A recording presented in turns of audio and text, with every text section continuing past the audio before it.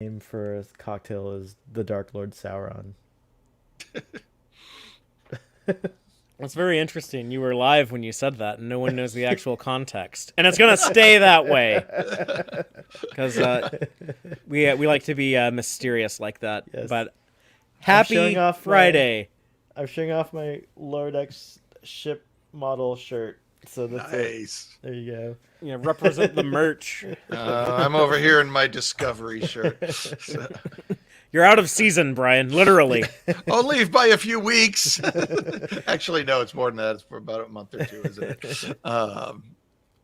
But yeah, we're gathered to talk about another episode of Lower Decks. It's the hashtag TQIF lineup. That means you're going to get a heaping helping of Tex-Trek as we do a fun discussion of the latest episode of Lower Decks, followed by some late night goodness, not on Starfleet Boy After Dark, but over on our friend PJ's channel, Boat Wreck. We're going to have Boat Wreck After Dark later. Yeah. So it's not changing it up a little bit. It's not S bad, it's just bad. But without further ado, let's go ahead and get the Tex-Trek podcast rolling. I'm Fathery. I'm Brian. And I'm Starfleet Boy. And this is Tex-Trek.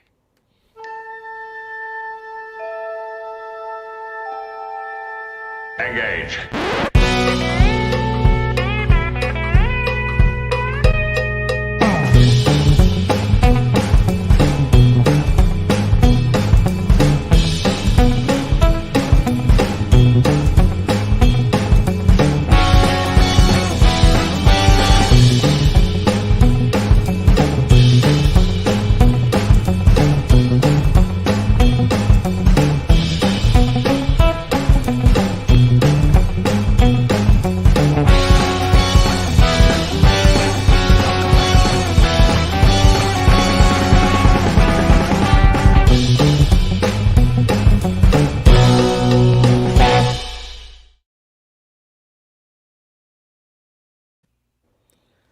Welcome back aboard the Starship Texas for the 159th installment of the Tex-Trek podcast, the home of Star Trek fandom from deep in the heart of Texas, where we have deep talks about Star Trek. And tonight we are talking about Star Trek Lower Decks, Season 2, Episode 9, wej Duj, I think is how you say that in Klingon, but I could be way off. Written by Kathryn Lyn and directed by Bob Suarez. The translation on that is 3 ships. So yeah, it's an episode about 3 ships. You have 3 panelists. I have these 2 fine Trek fans, Brian and Starfleet Boy here. So yeah, we're I will gonna talk about this the one. Vulcan ship tonight. Oh, you're gonna be the stoic Vulcan-y one. So then either me or Brian, one of us has to be like the rageful Klingon. I feel like Father, you would be best suited to play that role tonight. I sometimes align with the Klingons. I think I have the warrior spirit in my heart. Just before we go into that, I want to remind everyone that tomorrow, the day of recording, we do this live on Friday. I don't know if you're watching or listening later, but day of recording. Tomorrow, though, Saturday, is the Star Trek Discovery panel at New York Comic Con. So I think we're probably going to get a Season 4 trailer, another Season 4 trailer in addition to the one that we have. We're going to get some cool interviews during the panel with, maybe Michelle Paradise or some of the actors on the show. There's going to be some type of big reveal. They're going to have to do something just to get some excitement out there and keep the hype train rolling for that show. So we're going to learn something about Season 4 of Disco tomorrow. And you can learn whatever that is, whatever is revealed, by tuning in to the Tex-Trek YouTube channel at 2 o'clock Central tomorrow. So that's 1 Eastern, and that's 4... Or no, the other way around.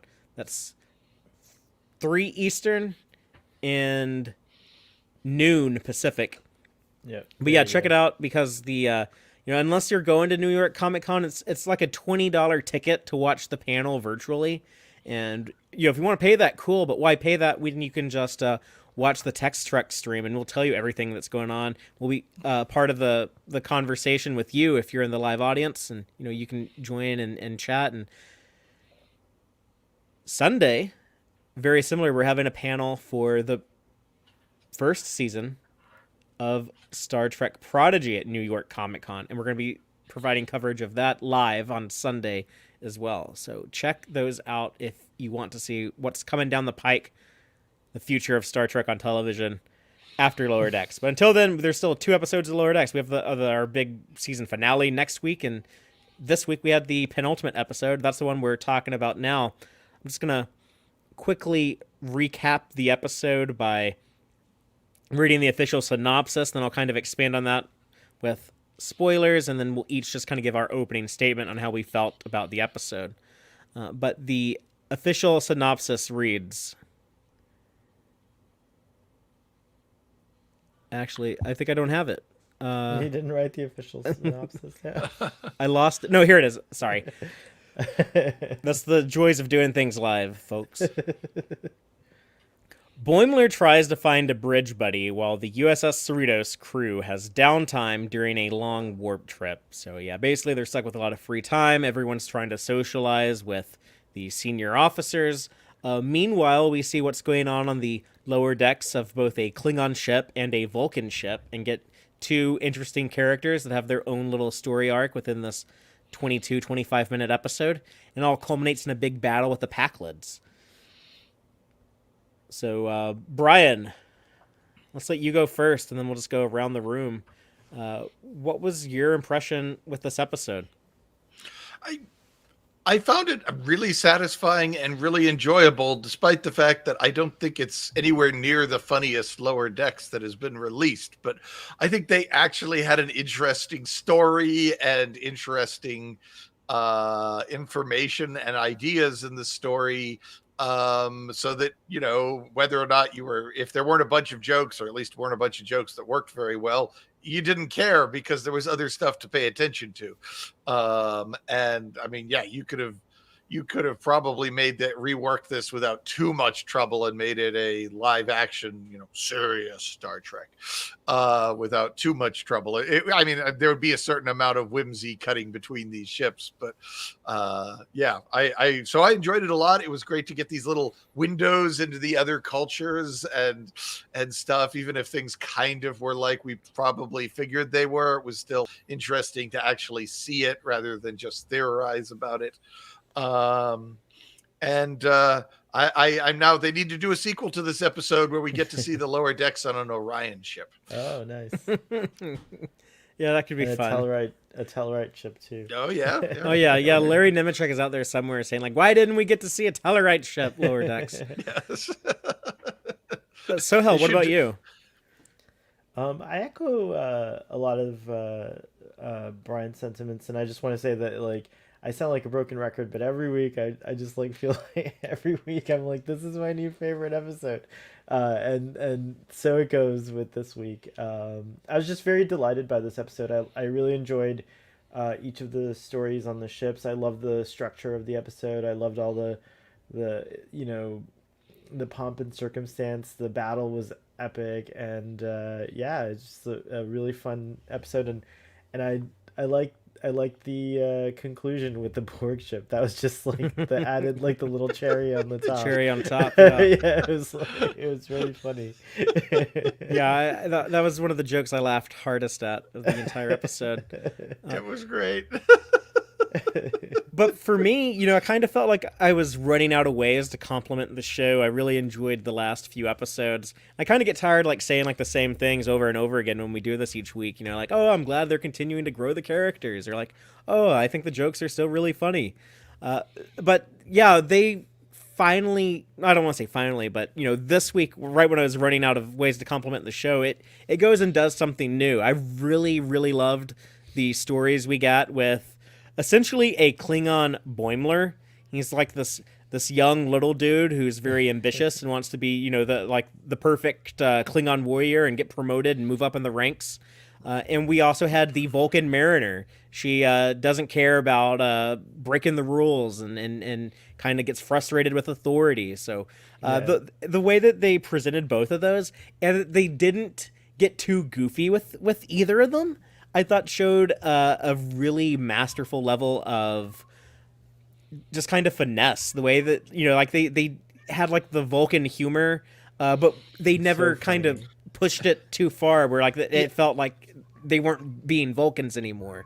They had the same thing with the Klingons. Yeah, they had the intelligence to realize that these cultures are inherently weird, and you don't have to dial it up with them at all. Just show them how it would really be. Even the Borg rests entirely, the Borg lower decks rests entirely on that joke. You don't have to dial it up at all. Just show what it would really be, and the jokes write themselves. And a lot of the humor just comes from this kind of like delight that, oh yeah, this makes sense. Like this is how it would totally be. Like this is how Vulcans would insult each other and like get into fights and raise their voice without raising their voice. It was great. It was like the conflict. It was so beautifully handled with the lack of emotion. We got more Pac-Led story. We got the Mariner Freeman stuff that I really like. It kind of makes me nervous because like the two of them got along so well. I'm like, oh my god, next week's the finale. Is someone gonna die? Is one of these two characters gonna? One of them's gonna get killed by the Pac-Leds or something. There's no clue on the soundtracks. Unlike Phantom Menace, the titles reveal nothing. Well, that other Star franchise is really dumb a lot of times. But the Lower Decks soundtrack, the score finally came out for the first two seasons. Came out today. I did not know that. Oh, yeah. Okay. I don't want to listen to it until I see the finale next week, though. So I'm going to hold off. I'm going to hold off on listening to it. I do want to say I wanted to highlight the music in this episode because the fight scene at the end was so James Horner. I mean, it was so. Is that like? And I'm like, no, it's not. Didn't quite seem to be any exact riff from the James Horner soundtracks. But it is. If I maybe I'm wrong about that. I'm no music 100%, expert, but it really captured that verve of the James Horner soundtrack. Well, they were reusing music that they used in Crisis Point. Yeah, that's what that. That's from the opening title sequence of the Wrath of Vindicta in Crisis Point. And it's more like reusing certain aspects of it, but they're both on the soundtrack and they're both kind of different. So it's cool. He modified it for this to fit this battle. But it was a good heroic theme to give the Cerritos. It's almost like when they had their victory. Theme, actually, it's almost the Cerritos. It's like whenever the Cerrito does something heroic, you hear that.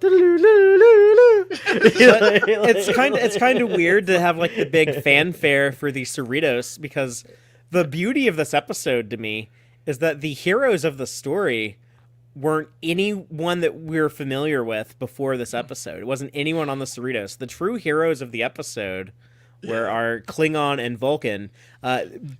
Because of their actions, what they were doing, they not only saved the Cerritos, but also prevented the Federation from fighting a war. So kudos to them. Well, we hope they prevented it. Just because we might have just changed who the enemy is in the war. I'm worried about those Pac-Leds. I think it was Get Out of Here Rage who said either on Twitter or somewhere that this felt like it could have been a finale, and that's why I'm like, what is going to happen in the next episode? Like, this really had some like an epic conclusion to it. Like, it was pretty awesome. But I know something crazy is coming up. I mean, if I had to take a complete shot in the dark based on nothing, I would say a trip to Kronos and an entire episode devoted to Klingon shenanigans. But I could be totally wrong in that. Yeah.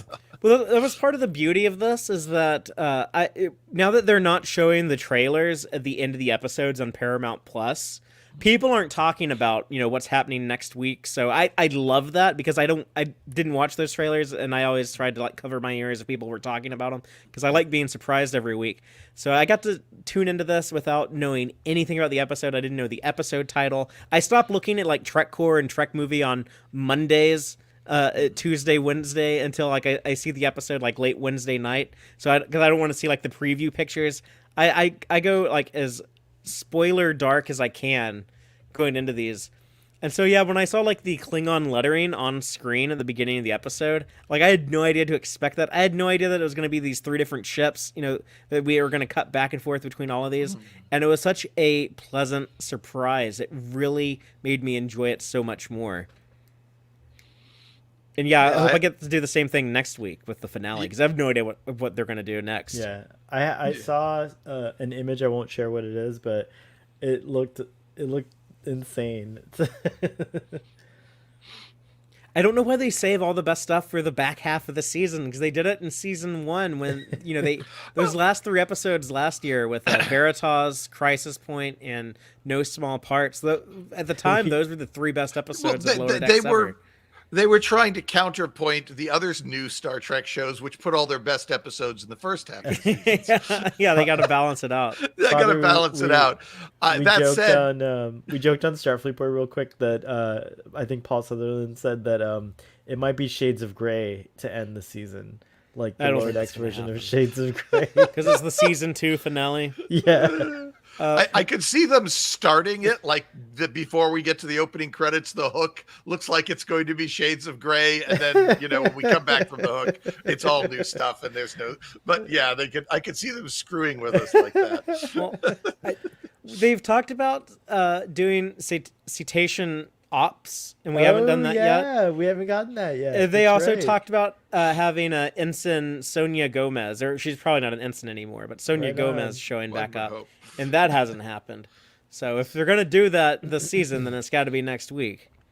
And I don't know if we're going to do predictions tonight, but I have a prediction that Michael Dorn's going to be back. I just have a good feeling about that. I don't know. I don't have any predictions, but I just have a fear that someone might die, either Mariner, or probably not Mariner because she's the star of the show, but maybe Captain Freeman. No. I could see them pulling, if they wanted a big cliffhanger for the season, pulling her out in some way. She gets turned into a Borg. She gets kidnapped. She gets put in a coma. Maybe she does look like she's dead. I'm sure she'd be back next season. One way or the other. I just know that like when characters who normally don't get along all of a sudden start getting along, sometimes that means one of them's about to die. Oh man. Let's talk about this episode. Like Spock. Spock had his human half and his Vulcan half, and they both hated each other. And then once they started getting along in Star Trek II, they died. They both died. Oh, jeez. Well, that didn't stick. So I didn't say they had to stick. No one's truly dead in science fiction, anyways. Well, let's just go ahead and go into the episode breakdown. We're gonna take each little segment of this episode and then talk about it in detail, but let's just start with the initial setup stuff. The Cerritos is on a long haul warp, allowing the lower deckers some downtime to socialize with the senior staff, and we also meet the lower decks officers of a Klingon ship and a Vulcan ship. So yeah, what y'all think of like this premise at the beginning? We have Tindy. He's going to be on the holodeck with Tiana. Rutherford is hanging out with both Billups and Shax. He has 2 bridge buddies. And Mariner's stuck doing mother-daughter stuff. And we have a Vulcan and a Klingon introduced. I like that the Klingon ship is the cheetahs. They're a bunch of cheaters. They're cheating the system. Cheetah is the Klingon word for battle, I've been told. Yeah, but I wonder if they chose it because it also sounds like they're doing something underhanded. Which it could be Cheetah. It could be. We could be saying it wrong. It might not be cheetah, but I get it. I like that. This was the cheetah crew. Yeah. I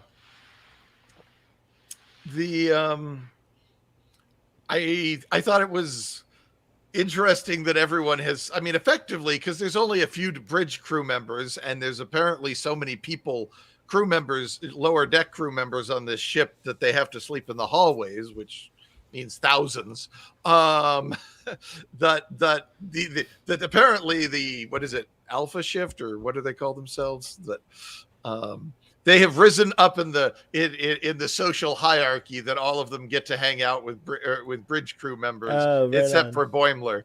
And even the fact that even if Boimler's not got one, it still speaks to the whole team as a whole, that somehow they're all managing to rise to the top of the pile of potentially thousands of ensigns on this ship, since they There's have no a lot. enlisted crew members. They have a lot of ensigns. It's true. Brian, I thought of you watching this episode because you always talk about the time it takes to travel at warp speeds and stuff. Did it strike you as odd that this is a 12-hour long warp trip and they're acting like it's like an insanely long distance to drive, but they should be doing, you know, like 12-day voyages all the time. Like 12 hours should be nothing. I guess certainly if you use the speeds quoted in the official supposedly semi-canonical tech manuals, then it should be like weeks to get just about anywhere and maybe months to get anywhere someplace far away.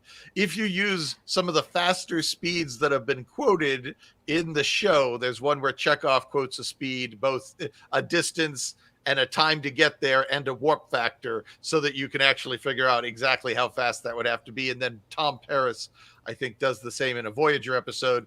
Those, we're still looking at weeks to get anywhere. So the idea of a 12-hour flight would, looking at the data points just in the shows alone, it feels like 12 hours is unusually short. If the ship can get lots of places in less than 12 hours, Voyager shouldn't have had that much trouble getting home. It should have been like 10-year trip or something. I suppose we could postulate that they have developed some new type of warp drive that they didn't have back during the 90s, the back during DS9 and Voyager and Enterprise and Next Generation, and you could kind of hand wave it that way. They talk about drive. Well, they talk about using warp 13, but then again, I think most of the speeds they've quoted in Lower Decks are just the same speeds. They don't say ultra warp or warp 13. They're still like warp 6 and warp 5. So I think it's simpler just to say. I think it's simpler just to say that they had like an unexpected additional 12 hours to travel, and they just literally have nothing to do until they get there. I would say that it's probably more like how in big cities driving 2 miles can take like 30 to 40 minutes, whereas like out in the country, I don't know, like it just feels like driving shorter distances. They're like in the inner core. But they're not talking about distance. They're talking about time. They say 12 hours. But they're like in the inner core, so they're making their longest hops are probably like 5. Like I imagine they're not like they're doing second contacts. They're going to be pretty much, maybe not on the cutting edge of the frontier, but they're going to be pretty close. Yeah, I guess so. I mean, this season they've been not really making many. They did like one second contact mission this season. I just would have said it's going to be a month. And instead of 12 hours, and I think that would everything in the Voyager episode was would in the work fine. void, like make it or like weeks. Say it's been weeks or something. Maybe they have a patrol, like maybe they do second contacts, like that's their mission. But like maybe they also have a patrol of going back to like just doing like a patrol on the second contacts they've done recently, and so there's like. All these but they would be used to 12-hour flights. It wouldn't be an unusual thing because they do these second contact trips. And I don't know, maybe this is the Kelvin universe where the warp drives seem to work unnaturally fast. Well, let's go from the Klingon neutral zone to the moon in 47 seconds. I feel like the Prime universe takes advantage of that a lot too. Watching TNG, it's like sometimes they're like able to go really far distances in like 47 minutes, and sometimes it takes like 3 days. So they usually imply I'll admit Star Trek is generally on the order of days, where it should probably be more like weeks, but they generally allow for the idea that a day or most of a day is passed between one destination and another in the show, at least if they're destinations that are not unlikely shifted close to each other, like so yeah, it was a little weird, but Star Trek's been so loosey-goosey with that. I just shrugged and said, this is hardly the silliest thing Lower Decks has done. No, Star Trek does that all the time. Let's talk about Ma'ak, the Klingon. I see like some people online write his name as Ma'ak, and sometimes it's like Ma'a. But on like the captions when I watched it on Paramount Plus, it said Ma'ak, so that's how I'm gonna say it. Ma'ak. But his little Lower Deck crew, I liked that transition from the Cerritos to the Cheetah when Boimler says, "Oh, I wish I was on a Klingon ship because they have a built-in social structure." And Mariner's like, "Oh, you wouldn't like a Klingon ship." He's like, "Oh, come on, I bet they have like really cool and advanced lower decks." And then we get like that smash cut to the Klingon ship, and instantly you understand like, oh, there's four of them. There's like two guys, two girls. One of them is the Boimler. He's kind of the smaller guy. He's being picked on a little bit. They're kind of just like teasing him when, he says like, "I'll be the logical choice to be captain." They're like, "Logic? What, are you a Vulcan now?" And I thought that was so funny, the way that they were making fun of Vulcans. The dialogue from one of them, maybe you should trim your bangs and join a science vessel. and, and then when they mocked the hand jive and the Vulcan motto, instead of saying "live long and prosper," like the Klingon translation of that is "avoid death and cower." Yeah. Yeah, like live long does kind of mean the same thing as avoid death. So but yeah, they do the same thing, and then they do like that smash cut from there to the Vulcan ship, and we see that lower decks. But yeah, like I thought the Klingon stuff was it immediately got my attention right off the bat. I'm a big Klingon fan, and I thought it was very funny, very well written, and I liked the immediate connection of like, oh, this is them, but the Klingon version. Wait, Father, you said two males and two females, but there's only one female. Oh, I'm thinking of like the Pakleds and the Borg later. Then we do see two females on that ship though at some point. Gotcha. Because they both have like the cleavagey low cut boob window totally thing do. that the Duras sisters window. rocked. Yeah, or like Power Girls style if you're a fan of DC Comics. I do have to comment that Data makes a big deal about how the quarters that he and Picard are assigned to I can't. Unification 1. Unification. I was trying to remember the name of the Klingon captain, but anyway, the guy who's upset his stapler's lost. That guy. Yeah, they have to sleep on the hard beds. Yeah, well, Data's like, you are correct, Captain. These quarters are not built for two people. And I'm like, look at this frickin' room here you've got on the slide. Data does not know what he speaks if this is supposed to represent how lower decks people on a tiny bird of prey normally get to sleep. They remind me of the Rua Penthe bunks, so maybe it's like the lower deckers get like prison bunks or something like that. I think they're sleeping in hammocks that are stacked up on top of each other. Yeah, they're hammocks. Wasn't that what it was like? Wasn't that what it was like on Rua Penthe? Weren't they sleeping? No, they were big, they had solid bunks. Oh, they had bunk bunks. beds that you could like kill somebody with if they fell over on you. It should have been Hammocks. Hammocks. I don't know if these elder actors want to be sitting there trying to climb into hammocks and swinging around awkwardly. DeForest Kelly was getting pretty old at that point. He's getting pretty old by 1991. He didn't want to do anything risky like that.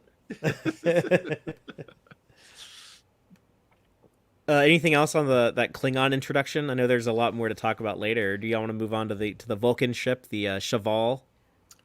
Yeah, I thought, I mean, as I commented earlier, I don't think they really exaggerated the Klingons in any significant way. That's you why could it worked. see this, yeah, you could hear that dialogue in a DS9 episode, and it probably would feel fairly natural. So, yeah, and a lot of it did feel very much in line with what we saw in episodes like Soldiers of the Empire. Yeah, it felt legit. I liked all the I just liked all the kind of setup, and I think someone was saying in the audience that it's insane how they put all these things into 25 minutes. It really felt like I was watching a 40+ minute episode of Star Trek. It was so dense with good stuff.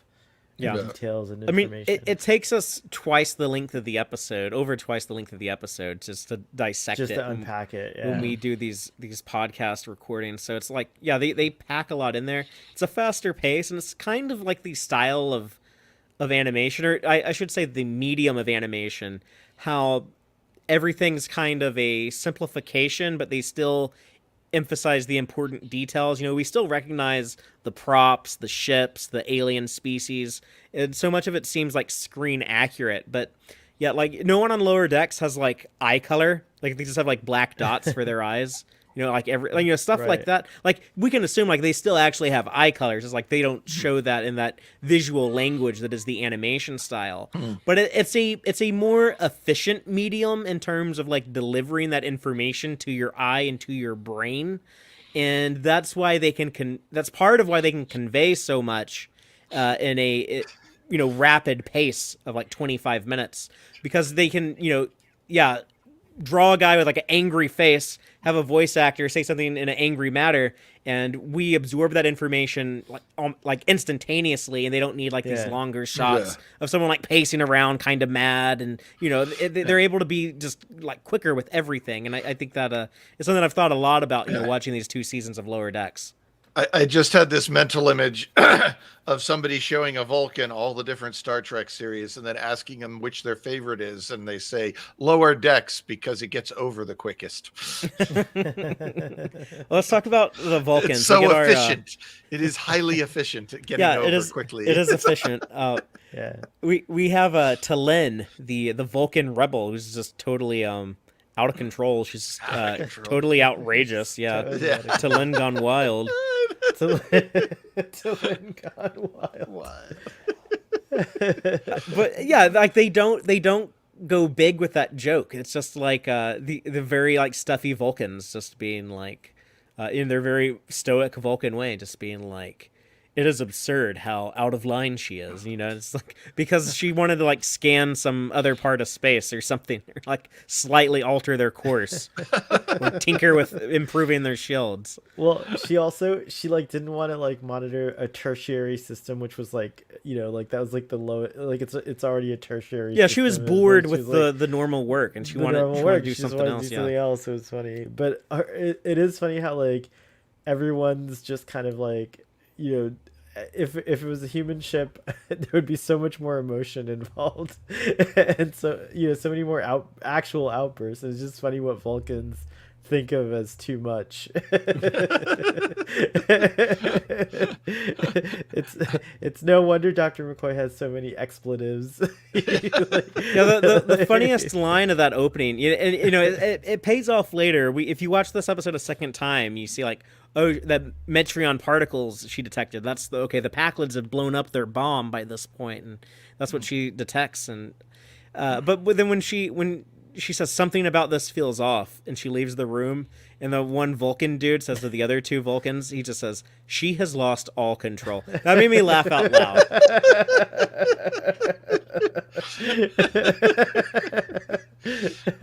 And that was, as part of that kind of fan servicey type of comedy that kind of pats you on the back and rewards you for like, oh, like about Vulcan, so you get the joke, so you get to be like on the inside, but that's okay to do that. It's okay to have that level of fan service.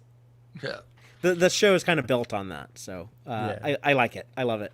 Yeah, I am a big enough nerd that I'd watch a whole episode with these characters, these Vulcan characters. I would totally watch a Ma'ak show or a Talin show, even though like I feel like we kind of got like Ma'ak's arc. Like okay, he's a captain now, so spoilers for the end of this episode. But with Talin, she had more of a flat arc where she doesn't really change. It's just kind of her status quo changes by the end of the episode. So I'd be curious to see more of her. She is very stoic in her emotionalism and lets nothing change it. But she's coming to Starfleet. She's coming to Starfleet, so we might be seeing her in season 2. I season 3. Season 3. Sorry. Yeah, I actually think they are setting her up for some sort of reappearance. I hope so. I do love that the Vulcan storyline was just like perfectly stoic the whole time, and kind of like not like, it was just the tone of it matched like the Vulcans, and then the tone of the Klingons was epic. Like that was like a kind, the ending when we talk about it was like pretty epic. I was like very impressed, and I was really into the drama of it all, and it was beautifully shot too. Not shot, but conveyed. I felt we got more well-performed Vulcans in this 22 minutes than in some entire seasons of Enterprise. I can't argue with that. Yeah, it's true. I do think at times they felt a little too Enterprisey to me. Like they kind of felt like there's like asshole Vulcans on Enterprise that they had to fix in season 4. Which when they fixed it, it all made sense. So cool. Yeah. Humanity needed some time to evolve, and so did the Vulcans apparently.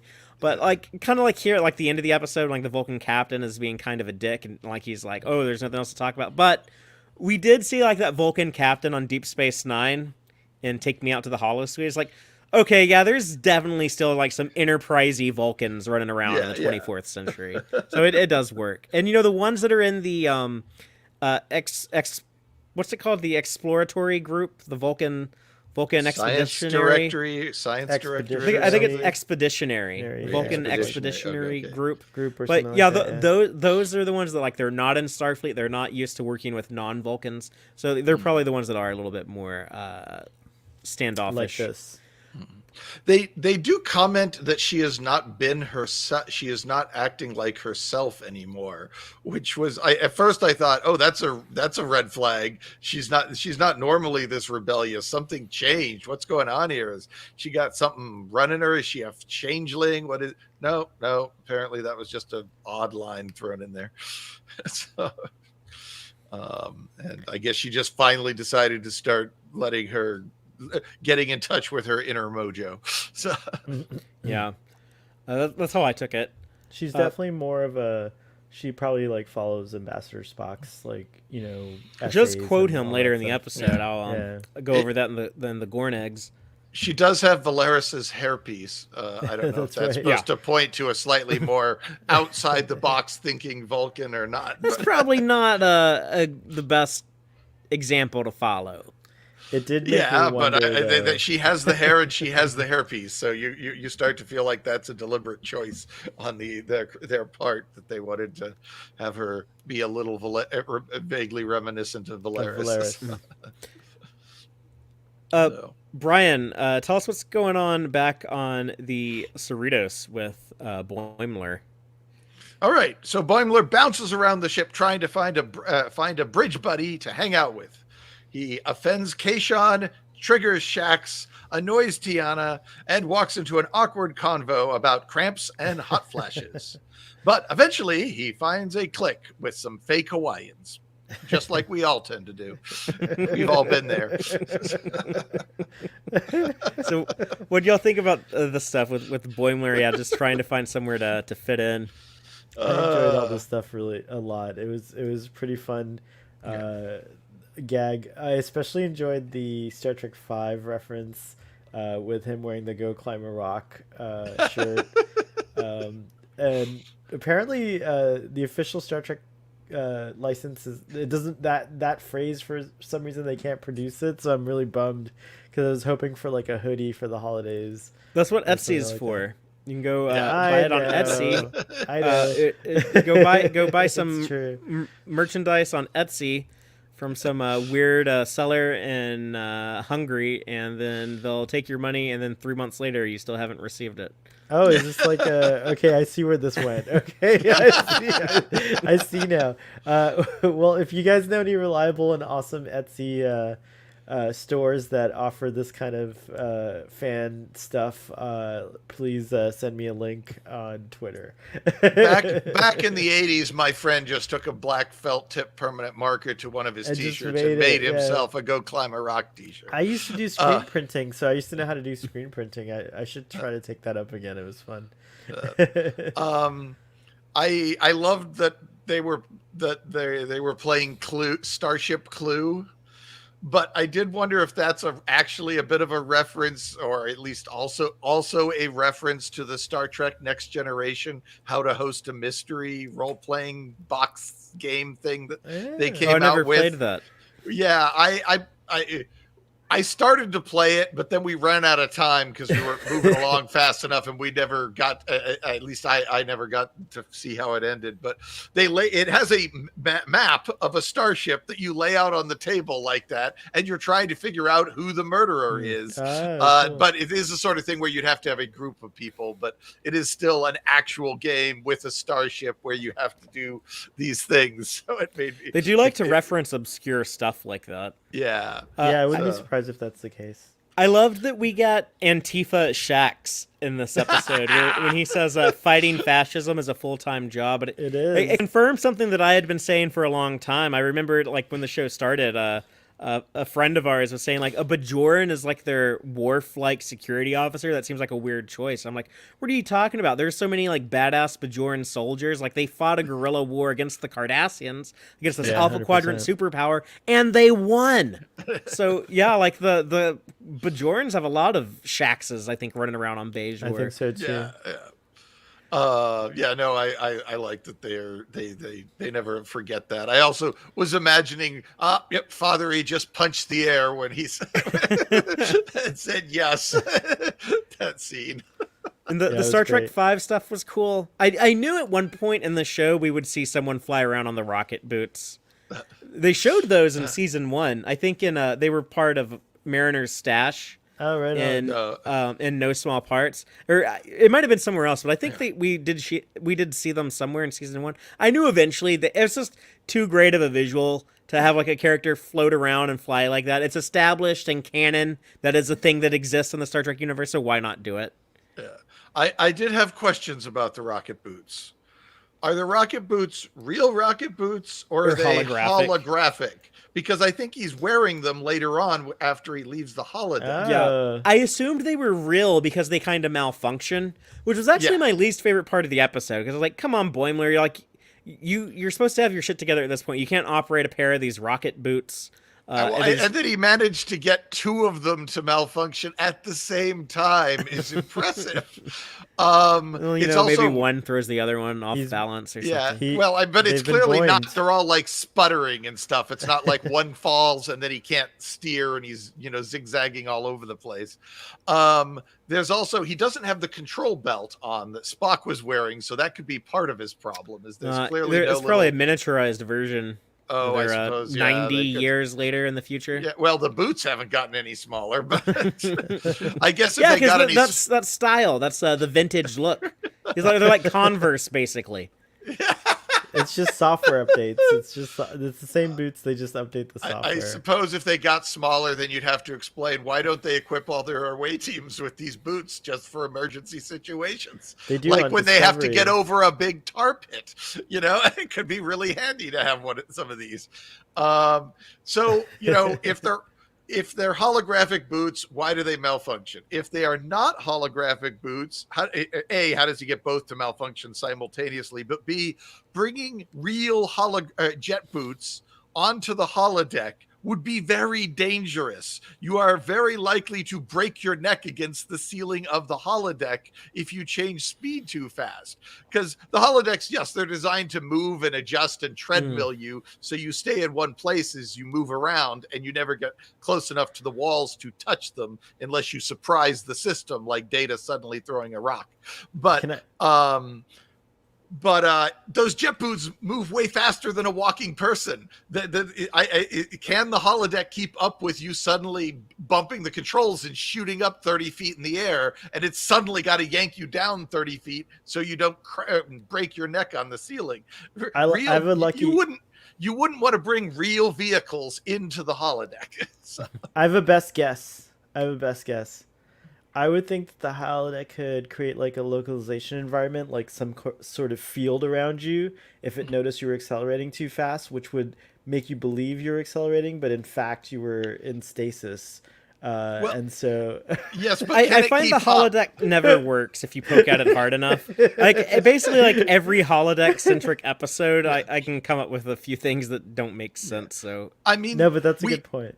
We know how fast they catch up because it's the same sort of technology would have to be used for the inertial dampeners. When you smack the side of the ship, the system grabs everybody and stops them from flying too far, but there's still usually a quick jerk. So there is a little bit of a delay. And if you've got a few hundred feet above you, that's fine. But if you've only got 1 or 2 stories above you, you're going to run out of that real fast. I don't think you could use real rocket boots on the holodeck. Yeah, it certainly... I hadn't thought about it before, but now that you bring it up, I don't think it would work. But I also think holodecks rarely ever make sense. I think you'd have to, if you kept the speed down, I'm sure the holodeck could keep up with you, but it's very dangerous. I think the holodeck could use a tractor beam it could use a tractor beam to like hook onto Boimler, so he would still feel Wouldn't like that like he's shatter his accelerating. ankles though? Like when the No, rockets like took off? No, it like, would like it would contour his whole body, and it would like Yeah. it would hold him in place, so he would feel the acceleration of the rocket boots, but he wouldn't actually be going anywhere. Only the hologram would look like it's going faster, and I think that could Yeah, work. I mean, I guess it would have to just lock him in place Yeah. so that he's never really moving, Right. and then fake the momentum with some inertial fields. Exactly. Maybe that could work, but Yay! yeah. No, Yes.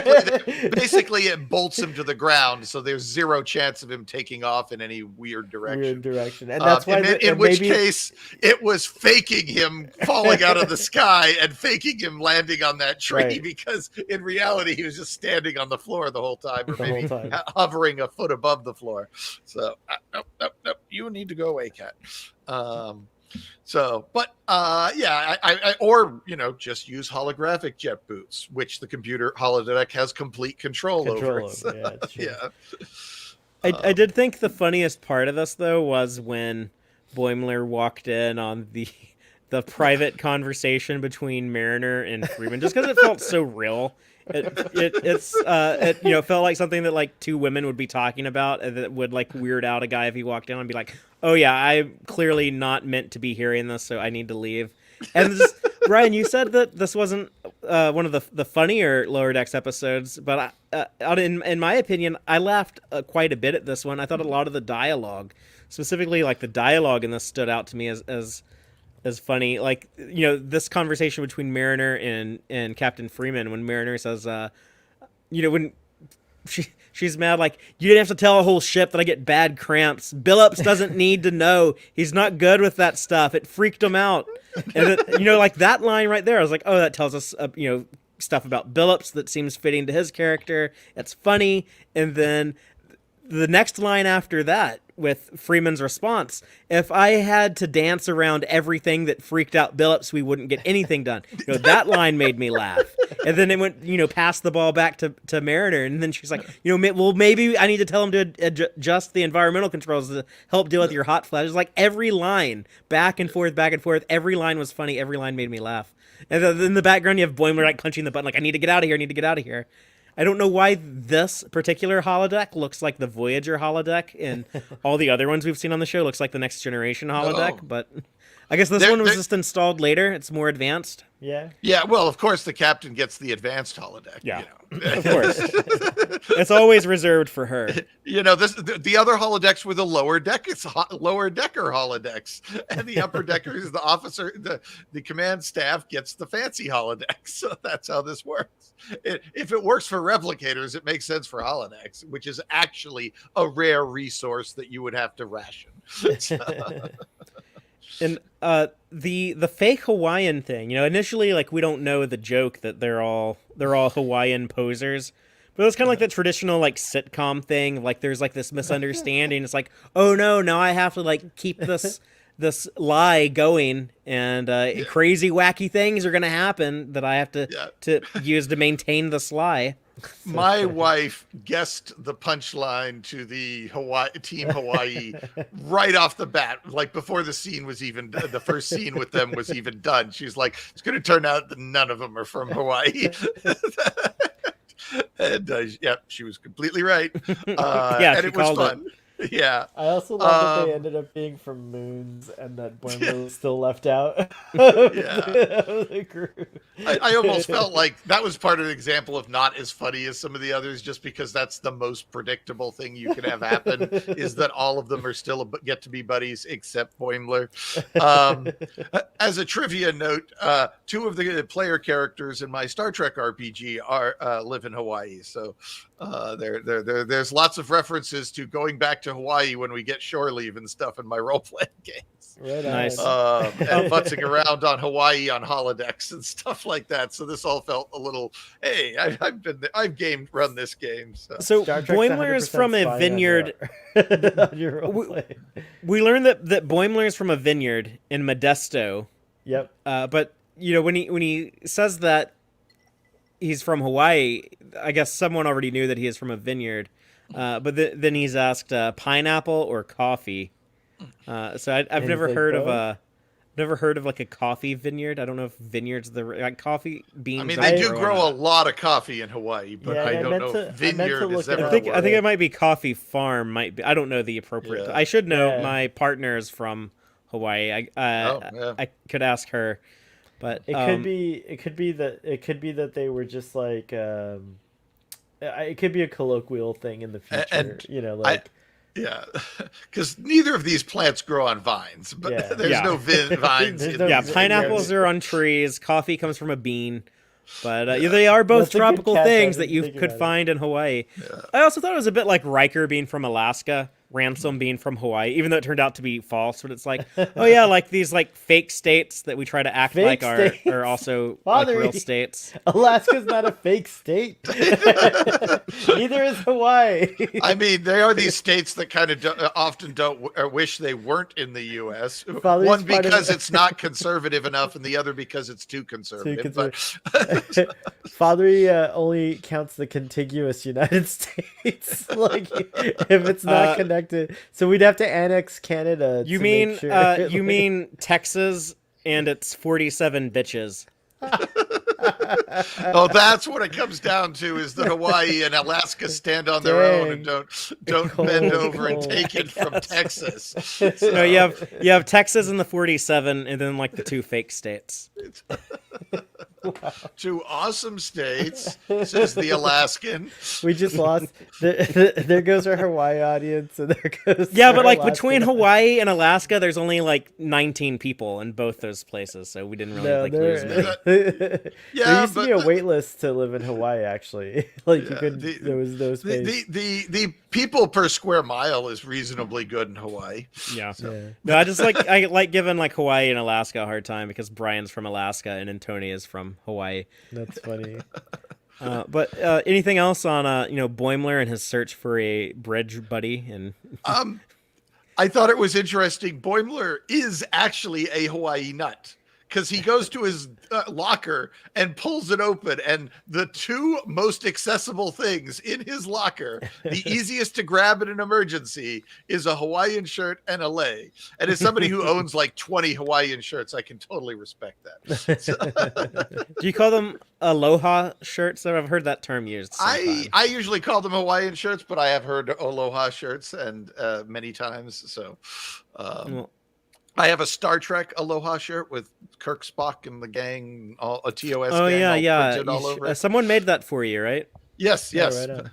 So she plays the Klingon from Hawaii in my Star Trek role playing game.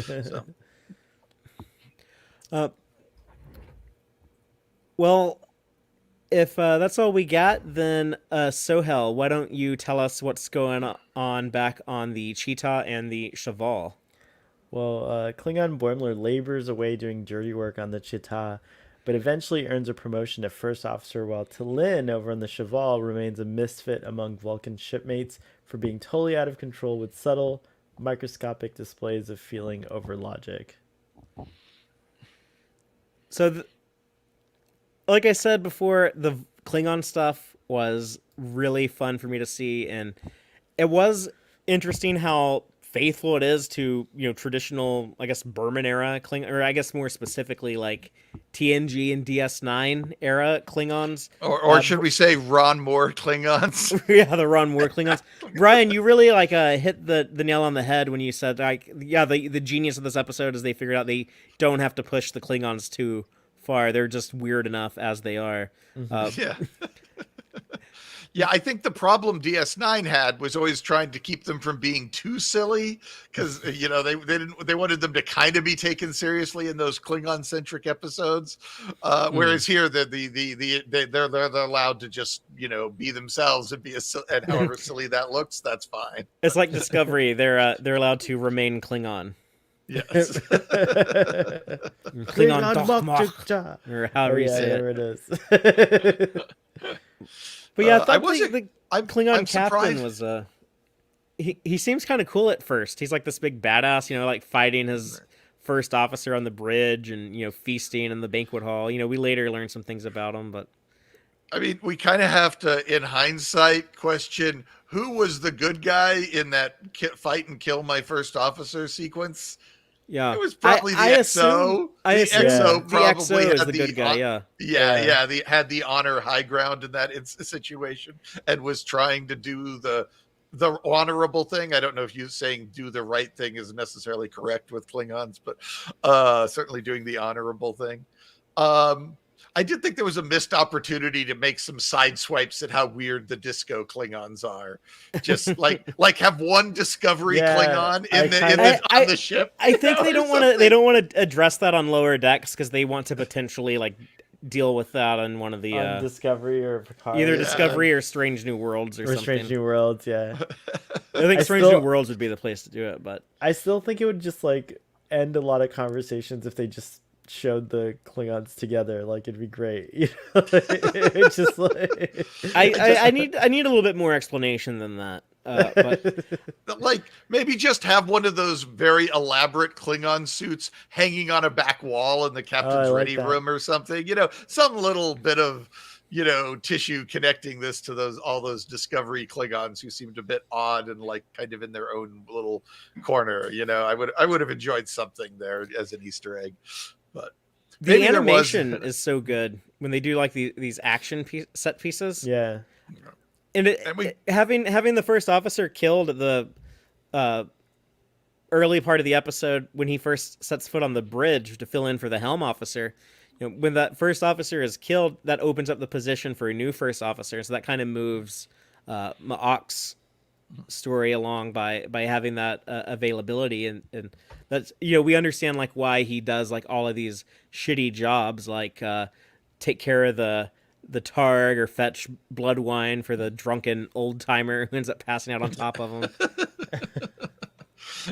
I like how the Targ has all the hair over its eyes. Like it's kind of like one of those kind of more frivolous dog breeds where you can't see their eyes because the hair hangs over it, where they spend a bunch of time making that happen through selective breeding. And the idea that there's a Klingon version of that, I find amusing. They had to make it cute. What's the beast called that was in Star Trek 3? I forget, but it's actually not a Targ. A lot of people assume I always it is. thought it was a Targ, yeah. But this is the cutest Targ we've ever seen. They had to make Yes. they had to make him cute so that when the captain punches the dog later, we feel sad. I got so mad. I was so mad at the captain when he did that. But just I like mean, I kind of assume that Klingons wrestle with their Targs. That's just something both of them probably enjoy. No, it he didn't look like squealed. wrestling He though. Yeah, squealed. it wasn't a squealed. playful thing. He was like caught off guard. Martok wouldn't have done that to his Targ. No. His faithful Targ that he would have take on eaten that hunts and stuff. Targ because they eat Targs too. In the 22nd century, they did. I think they might have been like a little bit more barbaric then. But by the 24th century, they're friends with their Targ. I mean, look at the Targs. They're clearly some variation of porcine or whatever that word is of a pig. They probably taste amazing. When they had the Targ show up on the bridge on the Next Generation, they used a pig with some weird shit on top of it. Warthog, this was the first time we saw a Targ. Yeah, that was the first Targ. Then there's Toby the Targ on Voyager.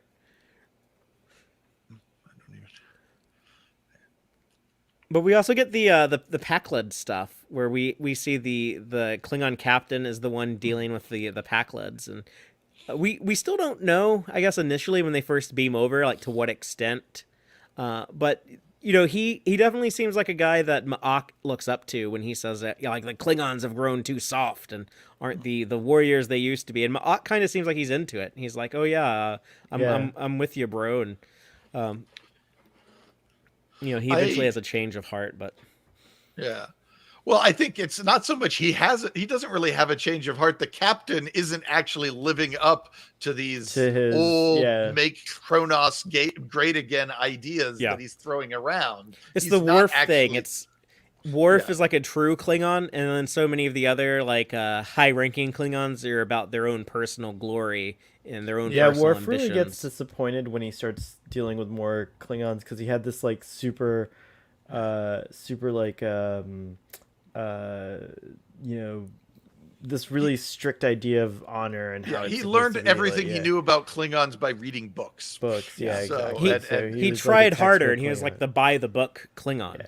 yeah, What I liked about this Klingon, what was his name again? Ma'ak, is that Yeah.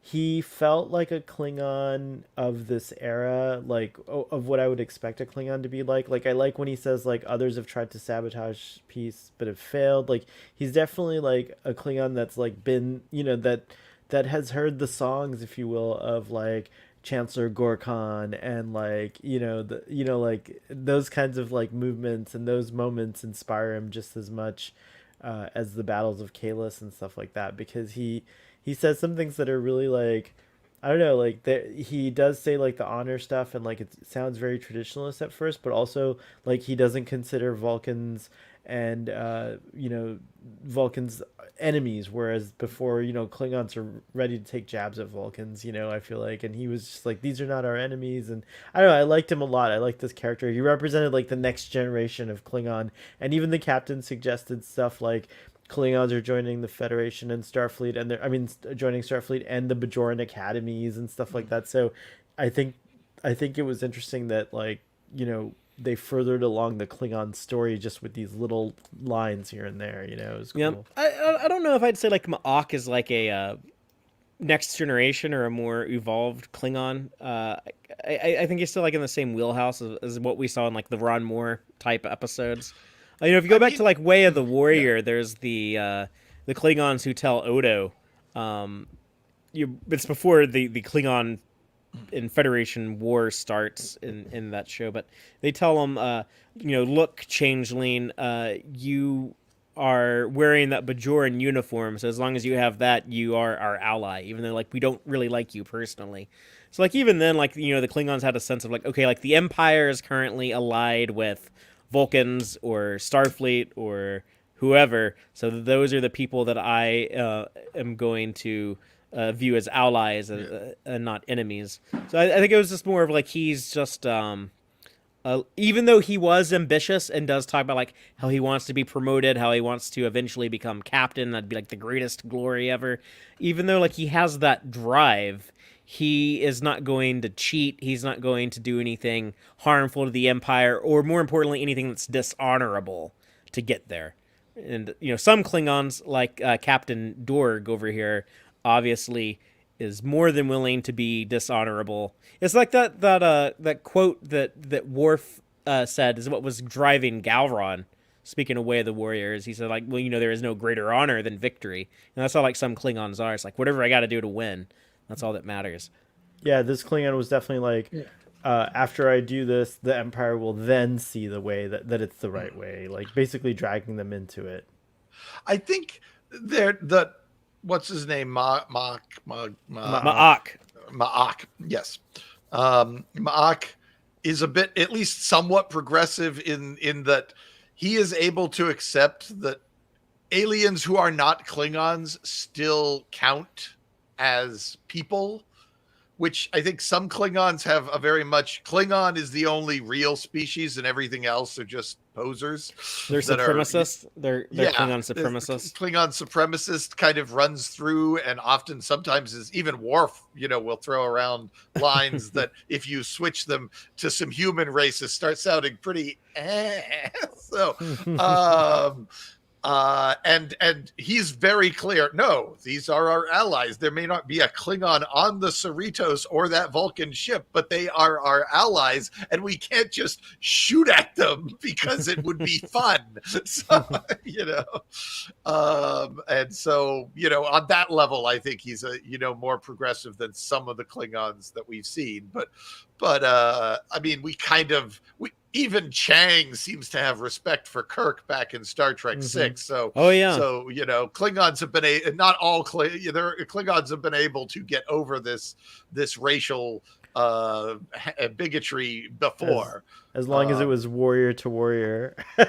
Well, yes, that's why they respected him. Yeah, that's why only Nixon can go to China. But so it's because only Kirk was awesome enough that the Klingons would respect him as a person.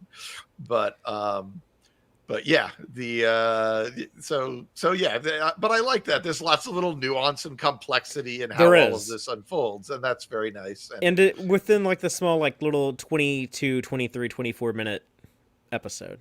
Yeah. And that's not all. We also 100%. have like all the Vulcan stuff with Talin over on the Yeah. Cheval. This is such a gorgeous shot of the ship too, the Vulcan ship. I love that. Yeah.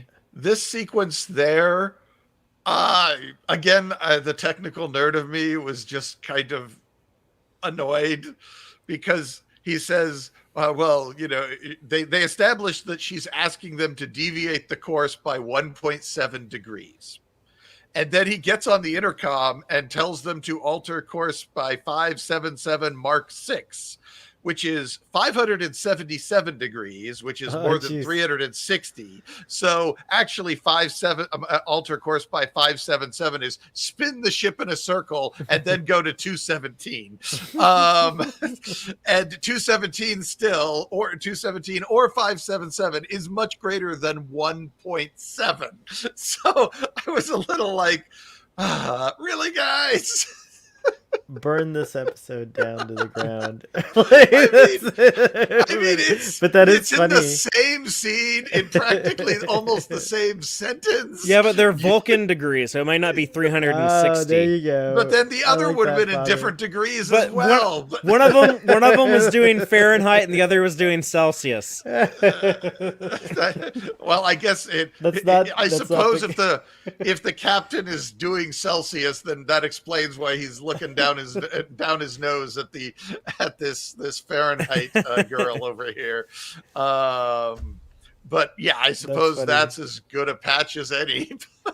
What I thought was weird was that how so much of the technology looked like 22nd century Vulcan technology, and I know like that's what they were falling back on because that was the time we saw the most like full on Vulcan, you know, ship interiors and ship exteriors and things like the pad she's working on when she's meditating. But you could say that Vulcan technology was just like so advanced that by the time they got to the 22nd century, it really didn't need to change much after that. Hey, I mean, check have you out looked the at their bottom of his houses? boots. Yeah. There, go back for a second. Check out the bottom of his boot. What do you see? I don't know, something that our podcast audience don't see because they're not going to see any of this. It looks like we caught a little flub where there's a Starfleet Delta on one of the Vulcan officers. So they're using like the animation, like they're taking like the Starfleet template or whatever, template character models and like adding stuff to them to make them be like these other aliens, like Vulcans and whatever.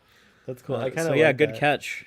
Yeah, nice. That was just like some weird alien corn that he stepped in. Vulcan corn. Whenever there's a mistake, it's corn. I like that. Quadrilaterally Street corn specifically. Yeah. I think those pads. I think those are actually Bajoran pads that were then repainted to be Vulcan pads. An Enterprise. Yeah, that makes sense. They look similar. Yeah, I'm pretty sure That's definitely the one from Enterprise, though, the one that she's using. Well, yeah, very, but I very think it was a to prop left over from Deep Space Nine. Right. Repainted it. So, well, maybe the Cardassians, they get that technology from the Vulcans at some point, and then like they left it on Bajor. I mean, you could imagine the Vulcans probably design really good pads, so anyone might, rather than build your own pad, just go rip BitTorrent the Vulcan the replicator pattern for the Vulcan pad, and then load your own software on it, and you're golden. So, I can totally see that. So, I'd be so frustrated by the lack of screen real estate on pads. I'd want an iPad. I'd be like, oh, where's my full screen, pad? Like they're not very big. But some of them are. We have Talin basically like she refuses to stop working on like these projects that she's on. She's punished by being sentenced to 2 days of meditation, but she's still working on something. So yeah, they're constantly like the other Vulcans. They're like just alarmed at some of the scandalous things she's doing, like saying like she had like a gut instinct, and they tell her stuff like these outbursts can't be tolerated, and everyone's noticing how weird you are. But she is the Vulcan mariner. She basically tells them like, I don't care if everyone is observing this. They should observe that I really don't give a shit about it at all. She basically, the way she said it was so elegant, of course, but yeah, she basically said, I hope they also observe that I give no fucks. It was like, yeah, it's like when Mariner says, "I do what I want." I'll do what I want, exactly. Don't give me a sassy Vulcan salute or sarcastic Vulcan salute. She kind of. She even walks out the door doing the hand sign like. That's later. That's the last shot we get of her at the end of the episode. But before we talk about that, we got to talk about the big space battle. Yes. But yeah, it turns out the source of the pack-led weapons was this Klingon captain, and there's more talk about that Veruvian bomb plot that they set up earlier in the season, and we get some good old-fashioned ship combat. There's a cool Klingon fight to the death on the bridge of the Chita. There is some cool sciencey stuff that Lyn is doing. To help save the day. Like I said earlier, Lyn and Ma'ak, they are the heroes of the story here, and no one knows it. No one on the Cerritos sees them or has any knowledge that it was the two of them who saved the day. So that was cool. That was very true to the spirit of the show, that lower deck thing. There's all like these little people, these important little people that we don't hear about. They're not the bridge officers on the next generation, but they're still vital. They're still important. I mean, in the nature of a Star Trek series, which every single one has been more or less has been anchored on Starfleet, even if it was once Earth Starfleet instead of Federation Starfleet. I guess Picard isn't anchored on Starfleet, but Picard is trying to pretend it is. We having the rescue and the save come from Klingons and Vulcans, is actually even more lower decks than we usually get. They're literally people who are generally sidelined as supporting people and kind of more of motivational pawns in the storylines, rather than, which is, to some degree what the lower deckers are, but even more so for all these other species out there that that Starfleet is generally running around playing the big goddamn hero, as they say in Firefly. Yeah, it's the subversive nature of the show. Yeah. But that's what I'm saying is like it stayed true to the intent of the show and kind of the concept, but did something very new and different. And I'm really impressed with Lower Decks. This was 4 weeks straight where they kind of blew me out of the water. I was not that excited about the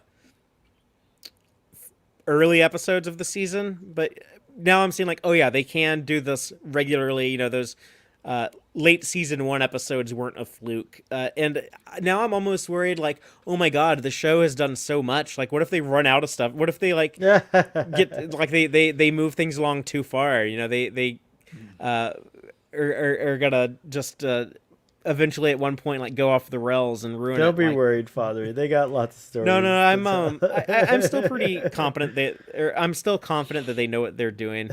But I do worry. I'm like, oh wow, like they're not taking those first couple of seasons to figure it out like the vast majority of Star Trek shows. This is a show that like it knows exactly what it wants to do and it can do it very regularly. Yeah, Lower Decks is yeah. They're starting with the Packlets. There's a whole lot of escalation they can do yet in the show if their big bad is the Packlets. Yeah, that's they can they can step up to Harry Mudd or I love this the Dosai or the Ferengi or I love that one shot you just showed where the bridge crew was like wearing their different like recreational outfits. Yeah, everyone has their recreational clothes. So we have Ensign Barnes at the ops station, but she's been ice skating. She has like a figure skating outfit on. Shax is still wearing his pottery apron. By the way, I think this episode did well enough. Mike McMahon said that the Rito shirt is going to be made, so that's going to be a thing that's available. I saw I think it was Blue who said I want the Rito shirt. Yeah, I want So the I think Ritos shirt. Yeah, Yeah. I do want it too. So I think it is going to be available on Star Trek's official shop. So yeah. I assume this shot that you've got there is kind of a reference to the opening of to the second opening Yeah. of Generations. Yeah. Consideration, Well, not, yes. not the opening, but yeah, when Picard has to go to the bridge. Yeah. So There's also some really funny stuff with the Pac-Led Captain Rebnar. When the name of their ship is Pac-Led Spaceship Pac-Led.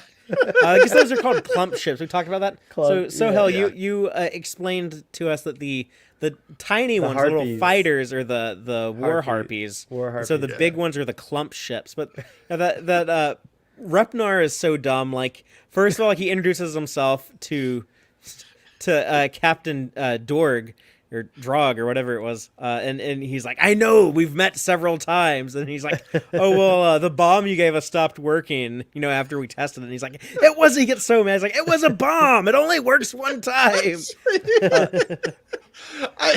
I mean, wow, these guys really are not a threat if that's their limit of their understandings.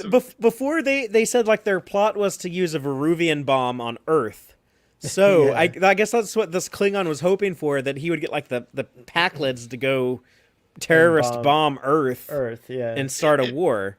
Yeah, it turns out that the first bomb they blew up by testing it, and the second bomb was saved by the Klingons. So we really don't need the Cerritos to sort any of this out. The bombs aboard the ship, they left with the bomb because the bomb was beamed over right before all. Did they beam it though? Like he gets on the Star Trek 3 communicator and he says, "Beam another bomb over." He says, "Right away, sir," and he beams it, and then literally after that is when the action starts happening. So I'm assuming that they have it. But, so the Pac-Lids have their bomb, and the season began with, well, not in Strange Energies, but the second episode of the season, Kayshawn, his eyes open. In that episode, they had Riker and the Titan talk about how the Pac-Lids were getting the Veruvian ore that might be used to make a bomb. So this Klingon also had them like go in and like getting the stuff to make a bomb, and then I guess he was the one like, okay, I can manufacture the bombs with this ore that these morons brought me, and now I can give them a bomb. They're armed, and I'm gonna talk them into bombing Earth. It does work nicely in that it looks like it is all a Pac-Led plot from start to finish, because we've seen them mining and then they detonate the bomb using what they mined. So it's much less obvious that the Klingons stepped in and helped out. He can hide his. So. Yeah. Tricky. Yes. They don't have the prowess to manufacture it, but they'll, but that's where they come, follow the smarts. You are smart. I did think the captain's all like, people will write songs about me, and I'm like, I think this will maybe if all the Klingons will enjoy the war, but I don't know if I think you're going to be the part of history, history chapter that gets skipped in school going forward about the awkwardness of how this war got started, the dishonorable way. Yeah, we're just going to skip that chapter. Well, I think he was hoping he would eventually have like campaigns against the Federation. He would have opportunities to. They said in Deep Space Nine that the Klingons would take about 10 years to recover from the Dominion War, and I think at this point we're like 6 years after that, so they're partially mostly recovered, and so probably some of them are itching for another fight. Yeah. What did y'all think about the Pac-Lid lower deckers that we get a short glimpse of? Yeah, they didn't do much with them. I wanted more. Yeah. They just sit around. That was so funny. They could have done a joke, which I don't know if this is a good idea or not, but have the lower deckers be significantly smarter than the officers in some way. They could still be idiots, but they could be like a 3 on a scale of 1 to 10 instead of a 2. Yeah, could you imagine how dumb it would have to be for like some superpower in the Star Trek universe to have like, say, like their big prestigious flagship, and that like it gets in like all these problems, and these top of the top cream of the cream elite officers in command of this flagship, they can't solve the problems, but this 14-year-old kid on board can. I think It Wesley was happens. 15, if that's what Yeah, he you're was referencing. 15 But actually, but yeah. He was 14 in season 1. I'm pretty sure. All right. which is the one where he tries, where he tries to get into Starfleet Academy and then doesn't do good enough. Well, that was to at the pass end of the season 1. Season So he one. Yeah, probably had a and birthday in that somewhere. one he was, I guess it's the deleted scene said he was going to be he was going to have a 16th birthday coming up. So then I assumed he must be 15. Is my recollection. Okay. I thought he was 14 in season 1, but I could be wrong. Yeah, But what I did could y'all be see wrong, it too. coming? Did y'all see it coming when the Vulcan ship came to the rescue? Because I think there is the setup that those Vulcans are out there, and then the Klingon Ma'ak says like, oh, if they detonated the bomb, there would be these Metreon particles. Someone might have detected it, but for whatever reason, I didn't piece that together. So that when the Vulcans showed up and saved these Cerritos, it totally like surprised me in a good way, in a great way. I didn't bother piecing it together either, but a lot of times I don't bother trying to figure this stuff out in advance. I'm just, they'll show me what I need to know. Yeah. This I do. This scene had me so excited though. It was like it felt great to see the ship just arrive in the nick of time, and it felt big and everything was great. Yeah, the slide you just had up of the ship, the or 3 ships, I guess, maybe even 4. I guess there's 4 ships. Yeah, there's 4. That really impressed me, but perhaps not for the reason most people would. I had not realized that Vulcan ship was anywhere near that big. That's right up there with a Romulan warbird kind of crazy ass big. It's like an advanced 24th century version of those Enterprise ring ships. Mm-hmm. Yeah, the Galaxy class, and it just turns out to be kind of small on the scale of Federation starships, apparently, because there are much bigger things out there than the Galaxy class starship. That's the post JJ world. It's go big or go home. I guess so. Yeah, that design escaped from the Kelvin universe, apparently, because it could definitely go toe to toe with a warbird based on pure volume, anyway. So. I mean, it was very convenient that Lyn just happened to have been working on a way to boost their shields to an incredible like 120%. She had a feeling that they would need it. I think it was just like it was just a nice coincidence, but yeah. Well, I mean, they say the instinctive, so they're I mean, that's the nature of those instinctive hunches, is this either on a scientific level, somehow your subconscious has picked up on clues that your conscious mind has not picked up on, or, you can get religious and say that the force or something was nudging you in a certain direction. She had a bad feeling about this. Like the fact that there's never been that kind of particle detected in that area maybe gave her like a gut feeling that a bomb was detonated. So she thought, well, there might be some danger when we arrive there, so let me give us the best possible outcome. Let me enhance that shield algorithm that I was working on, and see if that's the case. That's why she was still working, even though she's supposed to be meditating. Right, exactly. exactly. This could be dangerous. I might need to boost the shields. Yeah. Shields, but she apparently was running on instinct and gut rather than logic. Well, it sounds I think like. for a Vulcan, a guess, even an educated guess would be like, very that would be like the equivalent of us just guessing. Plot point in Star Trek 4. Yeah, 4. Yeah, so it's like, so for her it might have been arc. It might have been too much to take a guess, So she was like, But no, it was nice. It was nice to see the the weirdo who is being true to themselves. Like they're the one that saves the day. It's like that Rudolph with his red nose was able to guide Santa's sleigh type thing. I love those types of stories. I like it when they do that. And it's kind of the message of this story was kind of be true to yourself. Stand up for honor against your dishonorable captain, or like do your weird science experiments that people tell you aren't logical.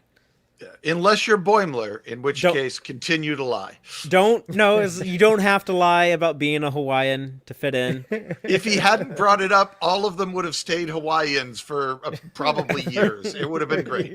But eventually he confessed, and that made the rest of them be honest. And then they were able to bond over moons. And he was kicked out of the party. It didn't work out well for him at all. No, because at the very end, Ransom sends that acting ensign or cadet or whoever, whatever he is, over to him. So cool uniform on the cadet, though. I like that uniform style. Before we talk about that, let's talk about like Ma'ak's insurrection and his. I love like I was impressed that they didn't play this for a joke. The whole time I was watching this, I was like, oh wow, this is actually like hard-hitting drama. This is like serious. This is intense. It's fun action. It's well animated. When are they gonna like undercut it with a joke? And they never did. They kept it serious the whole way through. I loved the Targ coming to help Ma'ok. Like the Targ betrayed his master because like it had like bonded with Ma'ok, and then when you think Ma'ok is down for the count and the captain's like coming to him with a knife, but he rises up from the floor with the duck tug that had fallen previously and then stabs the captain with it. Like, oh, that was so beautiful to me because it was like this cool Klingon guile, how he was like laying down there with the knife, waiting for the perfect moment to strike. And then when he stabs him, it looked like if you're a fan of Marvel comics and the very famous panel in Daredevil when Bullseye kills Elektra, the Psy like goes through her but doesn't like pierce the back of her shirt because that would have not been allowed by the comics code back then. So it's just like this cool image, just like this blade like poking up through the garment on the victim's back. So they replicated that, and then we get like the crazy Galron eyes. Even though he just was defeated by his first officer, it's still a very good death by Klingon standards. And I'm sure in his mind he's like, okay, I died fighting on my feet. It was a good day to die. I'm about to go to Stovokor. Peace out. I mean, he does die to what most Klingons would have casually assumed was the inferior flow, the weaker, smaller, less experienced Klingon. Plus, he doesn't actually pull out a knife till very late in the fight, whereas the captain comes in with the knife. So, I mean, I'm not saying he didn't end up in Stovokor, but I think it's probably the lower levels of Stovokor. They ain't gonna sing a song about it. Yeah, but I think he still at least gets in on a technicality. He's gonna go through some tough times even on Stovokor. Probably that shot before that you had before this one. I wish you'd gotten the shot where he first the one before where he's standing in front of the view screen. Like I wish you had gotten the shot right before this where it's profile of him. That's one of the most beautiful shots this show's ever produced. Like I thought it was like so cool. Just before he is asked like what's your orders, like he had this moment of like reflection. Like it was just like this. I don't know. It was a cool Star Trek moment. I thought it was just like done so well.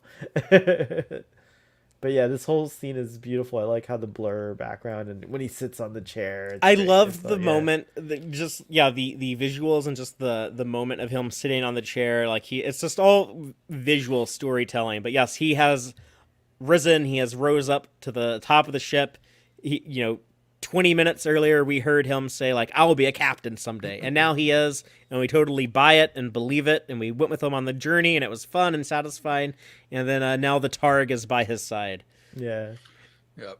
Very one of those J.J. Abrams style instant captaincies. Oh yeah. He is the Klingon Chris Pine. He is without a doubt. Without a doubt. And I like he's a cool dude. We like him. He's a likable Klingon. But then like he has like no interest in like trying to like clean up this clusterfuck of Vulcans and Starfleet and Packlids fighting. He's like this really isn't our concern anymore. Let's just warp on out of here. We're gonna. But they're going off like to the high command. They're going to talk about what was going on with the Packlids, and these Packlids run off, I guess, with the bomb. We think that they do have the Veruvian bomb, but Captain Freeman is going to talk to Starfleet command. So I think we'll see something go on next week with that. But yeah, we had like this cool victory. Anything else on the battle before we wrap this up with the ending? Just reiterating that it was so great. I love that shot right there too. The updated Vulcan ship from the Enterprise style or design is lovely. I can't wait to get the Eagle Moss model of that. It's I hope they make one. It's gonna the Lower Decks collection is exciting. I love it. This whole sequence was amazing, and I think. Again, I still don't have any idea what's going to happen next week, but I am really excited. I think it's going to be pretty epic, and I think we're going to gather together and just have like a lot to say. In our live audience, Michael Stepniak is asking if Martok is still Chancellor? Martok is still the Chancellor on the Klingon High Council, and we don't know. Possibly, if J.G. Hertzler shows up in the episode next week, we might learn then. That might be a big clue that he is. Oh, I was predicting knows? Worf, but I think Martok could be a good returning character as well. Yeah. I mean, I think on balance, assuming Martok is still in charge makes the most sense, in that we know that some chancellors hold the position for a very long time, like Kim Peck. Kim Peck had it for decades. Yeah. So the idea that somebody is canny and somebody as canny and clever as Martok riding in as a war hero would be insanely popular, and he'd have to screw up pretty bad to get offed in what has it been 4 years? 6 5 years. 5 years? 6 years? Okay, 6 years since he earned the post. I don't know if that's the right word. Won the post. There we go. That works.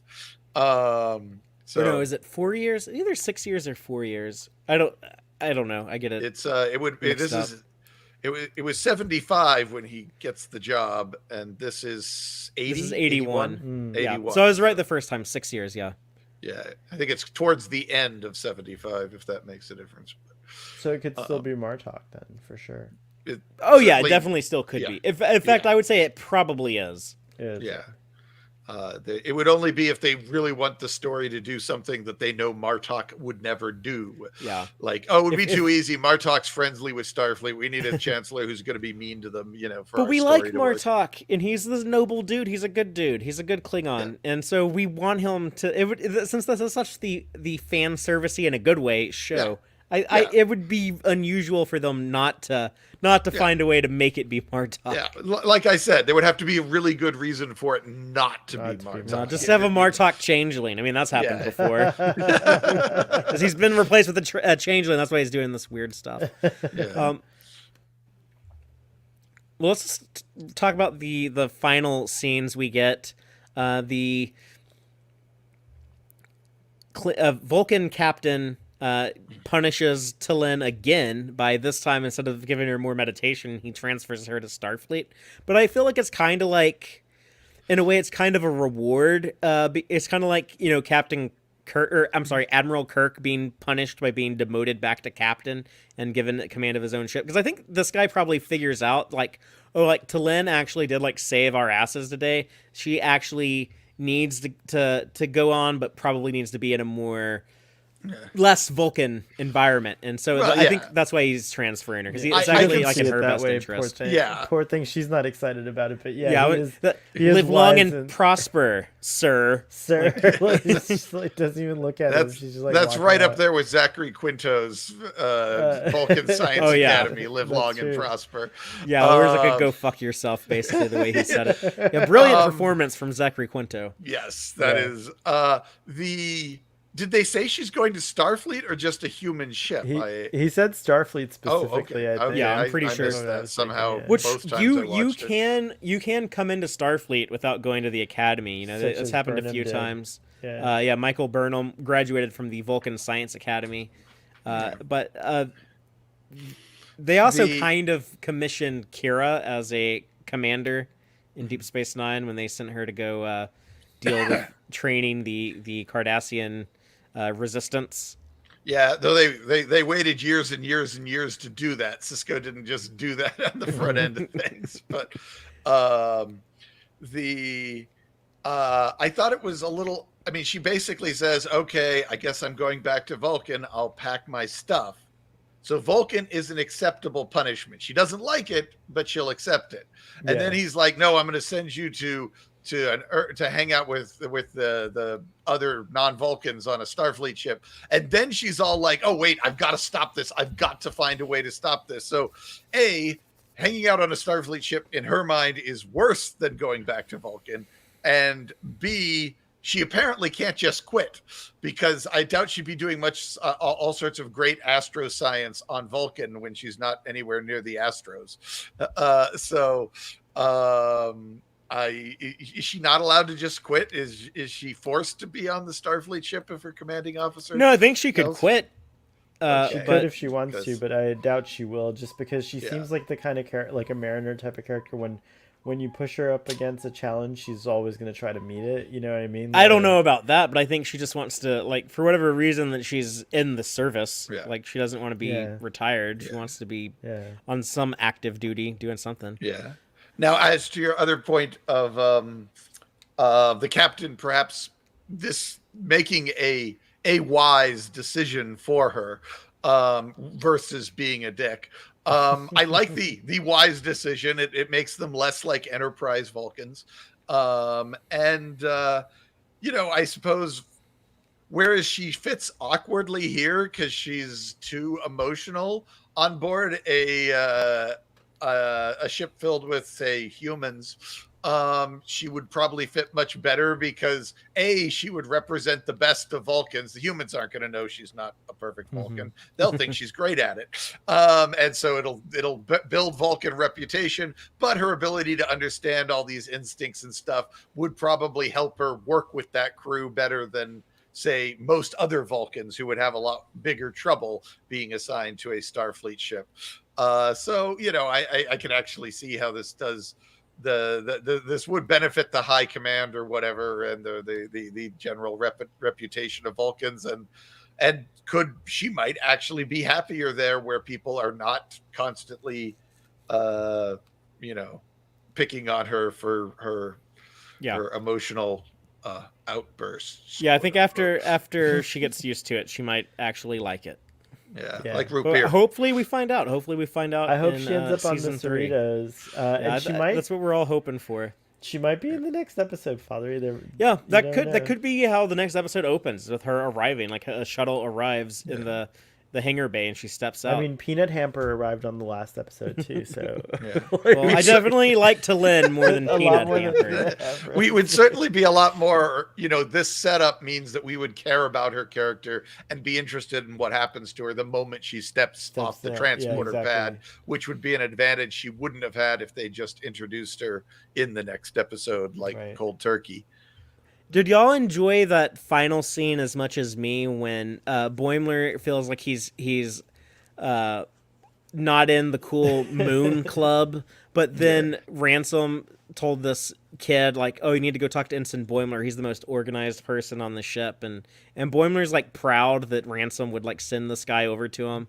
And Yeah, Ransom even is like gives him proud, a like, nod, yeah. yeah, Ransom like is the guy who like didn't even know Boimler's name at the beginning of the show in the first episode, and then a couple weeks ago when he was like, "Nice work, Ensign Boimler," talking about Boimler dealing with And he evil wanted him to go on Scorpion that Tendi, mission. and Yep.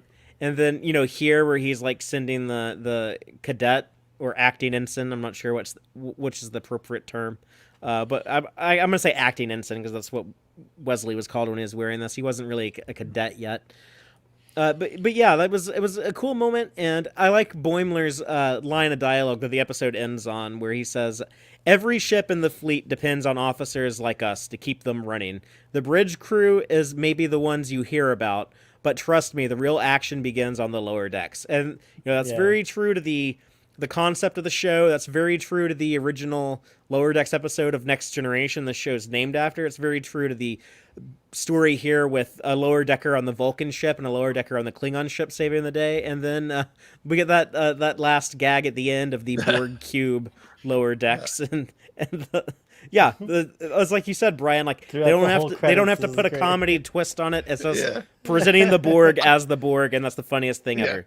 I did have this falling feeling in my pit of my stomach the moment they said the Borg cube, because there was part of me's like, the Borg, they're all drones. They're all lower deckers. They can't be an upper deck and lower deck. Yeah. They're going to mess it up. They're going to oh, they didn't mess it up at all. That's amazing. Okay, I was wrong. I underestimated you guys. You guys are awesome. You keep writing this show. They're just a bunch of independent computers plugged into like the same network. And they're all big server farm. They're just all equal components. With the Ransom Boimler bit, I had a bit of an odd path to that scene. I saw the first time I watched it, I missed that one shot of Ransom looking over there and smiling, which changes the context of the scene significantly. So I was left with, does Ransom actually think that about Boimler, or was he just trying to get rid of this acting ensign and thought that was the fastest way to do it? Because we've seen him, he's quite happy to just delegate off things he doesn't want to deal with onto the nearest person that he knows won't bounce it back at him. But I missed it. And then when I rewatched it to take the notes for this episode, I saw that scene you've got right up there on the screen with him smiling, and it's very clear he was throwing him a bone, that this was a present. And I was like, wow, that is really nice. That wasn't just, he actually cares about this interaction that Boimler is having, rather than, boy, this is an easy way to get rid of one of my problems, which is what I was wondering. So yeah, I did really like that. It's certainly the deepest thing I think Ransom has done in the show as far as nuance and complexity goes. But yeah, no, it was good. So we are about out of time. So either of you have any final thoughts on this episode that you can say in 3 sentences or less? Yeah, I feel like this is going to be one of the quintessential episodes of Lower Decks. One of the things I particularly think that I'm enjoying is that Mariner, it feels like Mariner's just been waiting her whole life to find a group of friends to level up with, and she may have just found them with these guys. Like, maybe this is finally the group that she's gonna level up with, and one day they'll all have their own ship or something. And I love it. I love this until her mom dies next week. Yeah.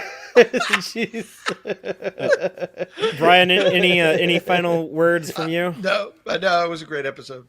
Yeah. Okay, well, we will see if next week can live up to this. Last week they set the bar pretty high in the penultimate episode of season 1, but I really loved No Small Parts, so let's see what they pull off in season 2. But we're going to move on to the Gorn Egg section of the show. That's where I point out all of the Easter eggs, in-jokes, and continuity connections that I thought were worth commenting on. So I'll just go ahead and jump right into that. But there is a ton of Klingon stuff in this episode. We have the episode title in Klingon. We have Klingons on the Cheetah, full of very familiar looking sets. We had the transporter room from Star Trek VI. We had the Klingon Targ. We see the first officer and captain have to fight over command of the ship, like we saw in A Matter of Honor or Soldiers of the Empire. There's a Klingon tooth sharpener. We get some new Klingon words and phrases like Banox or Lurdek, and they also say Patak and Shadich, some familiar stuff. We have that cool periscope thing from Star Trek V shows up again.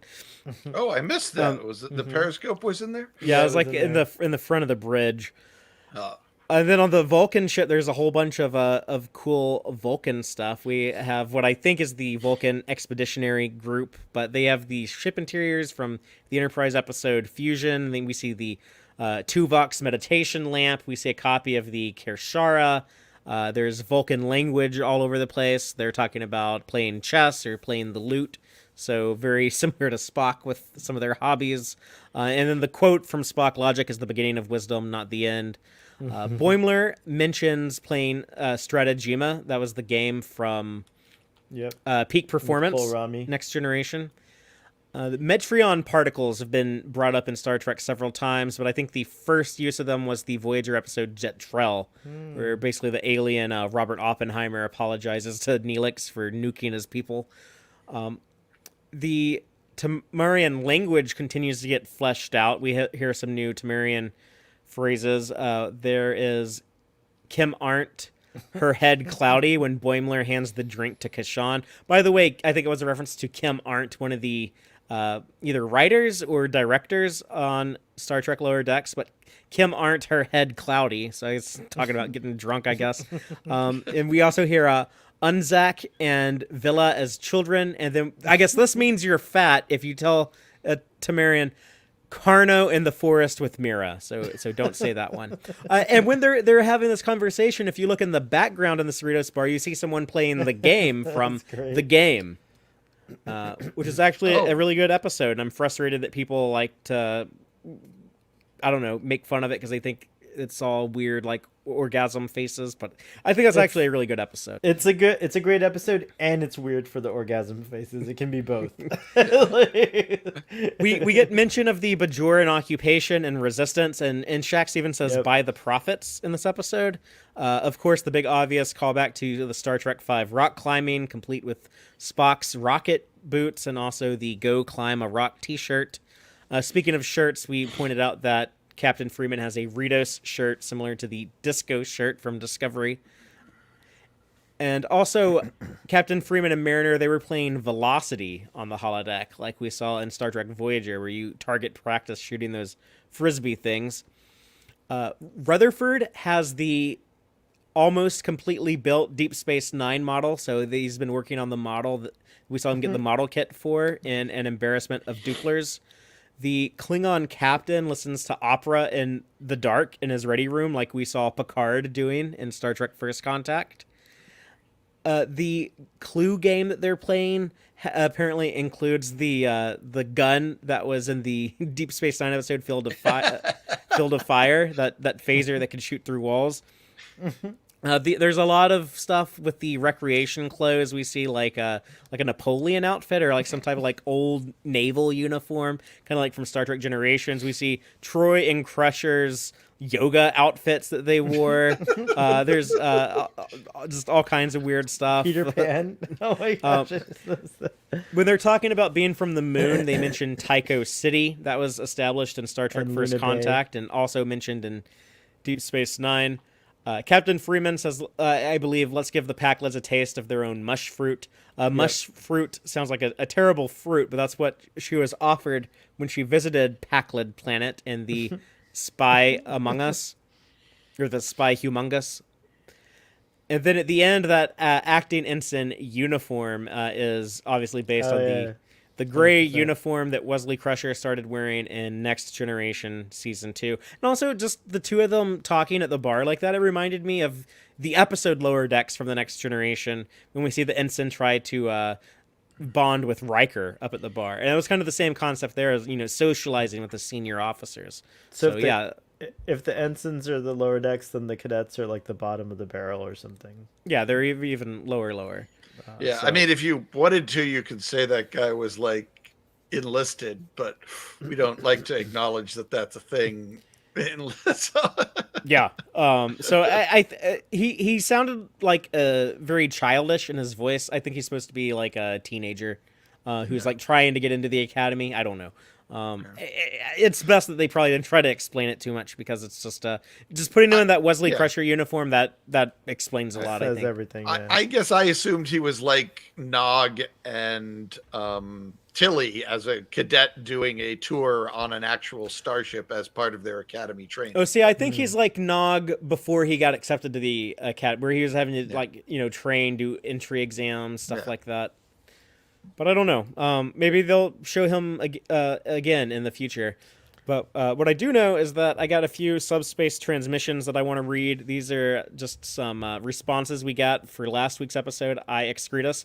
And if you have any thoughts or feelings on this episode, please comment on the YouTube video if you're watching this on YouTube. Or if you're listening to the podcast, you can send us an email. You can hit me up on Twitter. And we might share your reaction next week. But as far as last week's episode, I Excretus, David Benjamin on Twitter said, the best moment of Lower Decks are the ones the best moments of Lower Decks are the ones clearly written by a Trek nerd. This episode stringed those moments one after another. It was a loving, mocking homage to 50 years of Trek. Kylie on Twitter said, it was fantastic and continues to be a love letter to all Trek. So many throwbacks, a great deal of growth, and some fantastic representation. Hello, my asexual King Billups. It's just a joy to watch every single week. So yeah, glad people are responding to the Billups stuff. And then on YouTube, our friend Trekkie Dave said, this was such a great episode. It's actually my all-time favorite of the entire series. I thought it was that good. Loved the idea of the holopods. Any episode that so beautifully recreates both Wrath and First Contact so well will be loved by me. I would love to see the show recreate Star Trek the Motion Picture timeline. Such an awesome episode in every way. Simple story idea executed so well. way beyond its simple premise. So yeah, that would be cool if they were able to show like the motion picture era on like a holodeck or something. I mean, that. they got the stringy wormhole effect in that episode. Oh yeah, Trekkie Dave. They did have some motion picture last and week. that engineering is not too far off from like it was the same picture. set, just the people have red uniforms. Different uniforms. That's the only thing. Well, they also rented all those reusable consoles that show up in every sci-fi movie and scattered them all over engineering, whereas those weren't there in the motion picture. But. And then also on Twitter, Peter Trek said, I Excretus is my favorite Lower Decks Season 2 episode so far. I enjoyed all the different callbacks to previous Trek, as well as the main lesson of the story about teamwork and the benefits of working together. So yeah, a lot of people said that last week's episode, even with like the naked time thing that I think some people overreacted to and said was scandalous, but I think it fits with the Star Trek Gene Roddenberry had been wanting to make for a long time. Even with that, a bunch of folks still said that was their favorite episode or favorite episode of the season. I want to hear from them again. Like, is it still your favorite episode, or has it been usurped by this one, this week's? No, well, Sohel's gonna say whatever the newest episode is the best. I know, but that's it.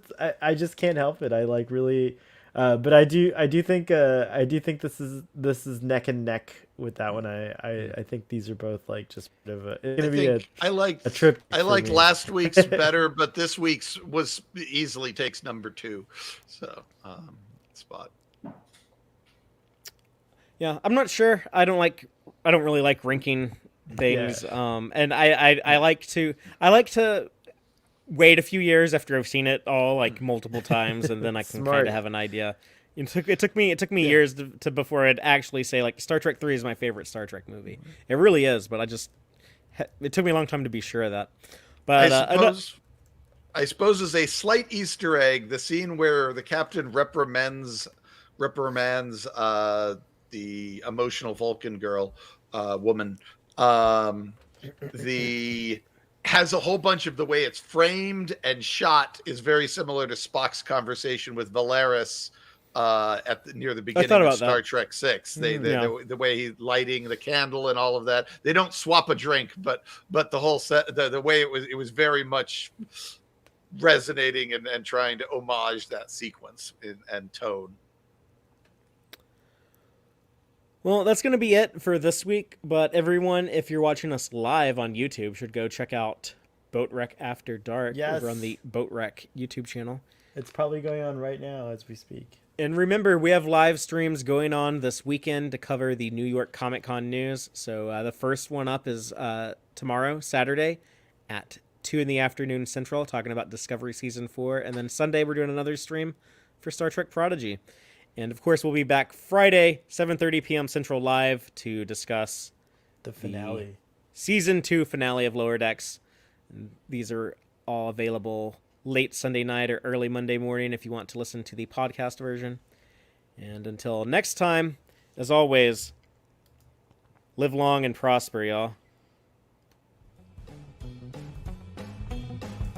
Listen to the Tex-Trek podcast through Apple Podcasts, Google Podcasts, Spotify, or at tex-trek.com. Like us on Facebook at facebook.com/tex-trek. And follow Fathery on Twitter at TXTrek. Please support us by liking our videos and subscribing to our channel on YouTube. Thank you and take care.